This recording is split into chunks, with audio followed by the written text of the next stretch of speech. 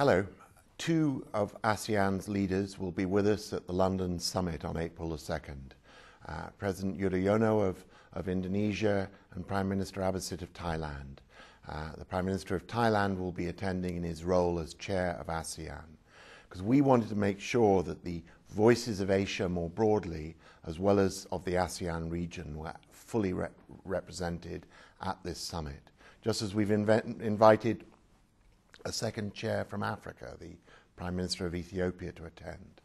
And this is because, important though the G20 economies are, representing some 85% of world GDP, their voices are not enough to deal with this truly global problem. We need to make sure that poorer countries and smaller economies are also represented in the discussion. Now, what are we going to talk about?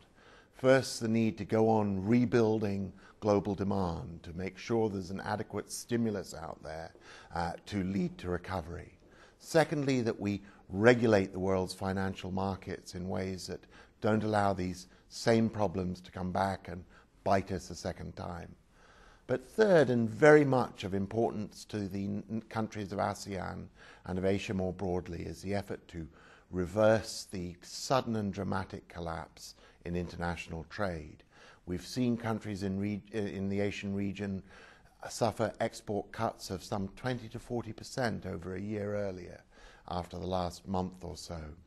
And so we need to both make sure that in the steps we all take to revive our national economies, we don't do things that breach international trade agreements.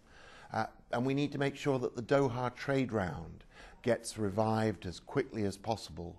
But beyond that, we need to deal also with the mechanics of international trade, particularly trade finance, where the whole business of the letters of credit that underwrite the ability of exporters to ship goods overseas has come to a grinding halt. So we need to find some mechanisms at this summit to agree to deal with that. Fourth, we've got to do something about the poorer countries, which don't have the means to undertake a fiscal stimulus on their own, who don't have large reserves that they can easily call upon, and whose growth is now badly hit by the decline of commodity exports and exports more generally.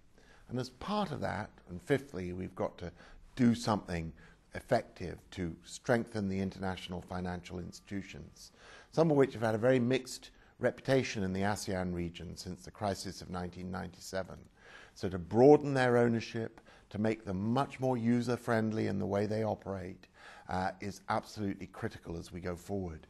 So the voices of ASEAN are going to be key at this summit, both the leaders who will be with us, but also the people of ASEAN who, through the website and through other vehicles of communication, we hope will be part of the conversation here in London on April the 2nd. And the goal of that conversation, to make sure we all take coordinated action of sufficient ambition to revive our global economy, something that has brought huge prosperity to the people of your region as it has to much of the rest of the world, but a prosperity which is now in jeopardy.